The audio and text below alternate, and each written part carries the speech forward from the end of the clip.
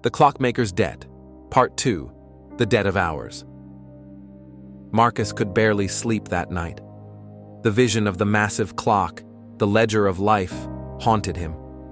When he closed his eyes, he still saw the gears glowing like fire, still heard the deep, resonant chime in his chest. And worse, he saw the fragments of his own life, the bills, the wasted purchases, the small indulgences that seemed harmless, but had added up to years slipping away. The next evening, drawn by something he couldn't explain, Marcus found himself walking back to that same alley. He half expected the shop to be gone, but as he turned the corner, there it was, Alden's timepieces, its wooden sign swinging gently in the breeze as though it had always been there. He hesitated, his hand hovering over the doorknob. Was it real? Or was it just some dream brought on by exhaustion? The bell chimed softly as he stepped inside. The clocks ticked in perfect harmony once more. Mr. Alden was behind the counter, polishing the glass of a tall clock face. He looked up at Marcus and gave a faint smile, as though the visit had been expected all along. "You came back," Alden said. Marcus nodded. "I had to. What I saw last night, it won't leave me. I can't stop thinking about it." The old man set his cloth down and gestured for Marcus to sit in a worn leather chair across from him. "Good.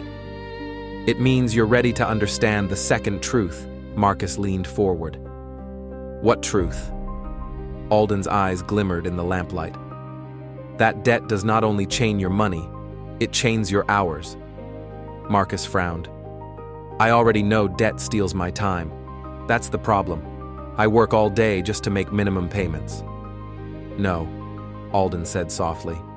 "You don't truly see it yet. Let me show you."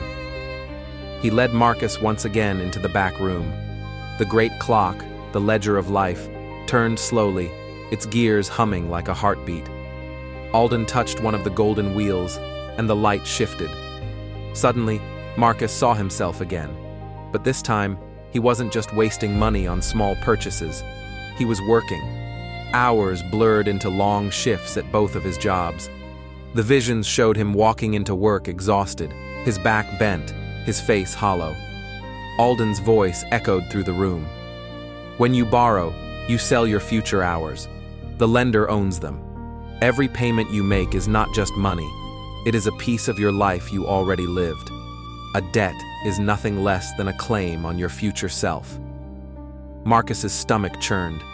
He watched himself hand over money to creditors, but in the vision, he wasn't giving dollars. He was handing away glowing fragments of time, tiny shards of light pulled from his chest. With every payment, he dimmed, a little more of him disappearing. "No," Marcus whispered. "This can't be real." "It is real," Alden said firmly. "You live it every day. You feel it every time you trade a 12-hour shift for a bill that does not shrink. Debt is a thief. It steals your time before you even live it. And most men spend decades chained because they do not see the thief for what it is." Marcus shook his head, his voice breaking. "But what choice do I have? I can't just make the debt disappear." Alden's gaze softened. "No. But you can stop feeding it. You can starve it, little by little until it fades. Every careless purchase, every needless expense, those are the leaks that refill the thief's cup. If you close the leaks, if you learn discipline, you will reclaim your hours, not at once, but steadily." Day by day, Marcus watched the vision change again. He saw two versions of himself. In one, he lived as he always had, swiping cards, juggling loans, barely keeping his head above water. The debt grew taller and darker behind him, a looming shadow that swallowed years of his life. His hair grayed, his shoulders hunched, and still he worked, chained to a clock that was not his own.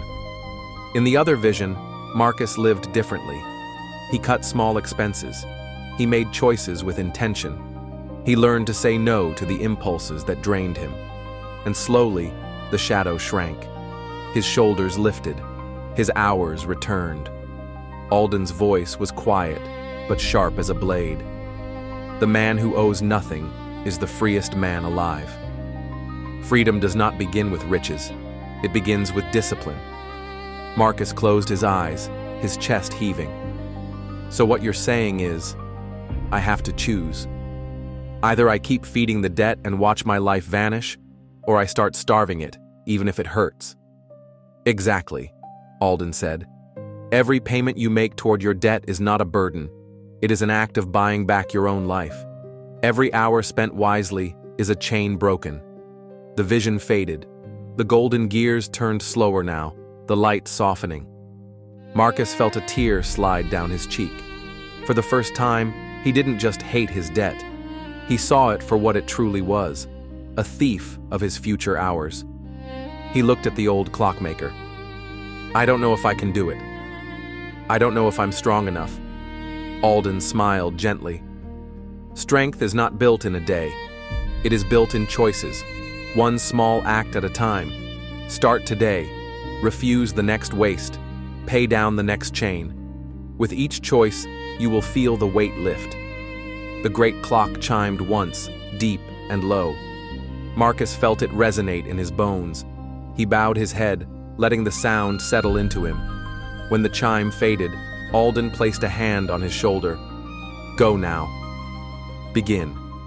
And remember, every wasted coin is another hour sold, but every wise choice is an hour reclaimed. Marcus walked back into the night. The rain had stopped. The city was still rushing, the neon still glowing, but something had shifted inside him. For the first time, he wasn't just chasing hours, he was defending them.